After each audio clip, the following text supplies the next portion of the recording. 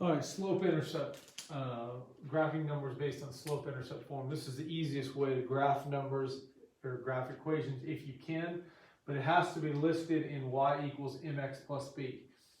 So you're going to have equations that look like this, and you can sometimes convert them, like you've done with equations, move the y so it's by itself if it's with it, but it should always be y equals and then everything else.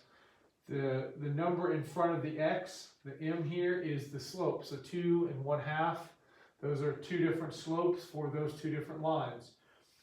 The b in this case is the y-intercept. This is where it crosses over this vertical axis, the y-axis on the line. So if you're graphing it based on these equations, we find the y-intercept for this one will be at -3. So we put a dot there. So that's the first thing we do. The first dot would always go on this vertical line, and it's the number that's by itself. This is the slope, which is rise over 1, so we have 2 over 1.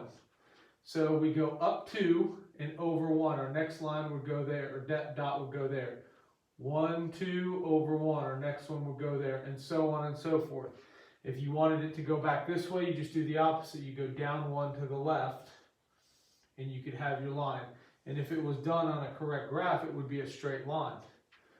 Since I made up my points, they're all different distances apart. For this one, we'd start off on +2 because the slope, the y-intercept here is 2. The slope is 1/2. Again, rise over run. So up 1 over 2.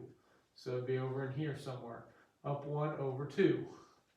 And you would just keep doing that to graph it based on the slope-intercept form.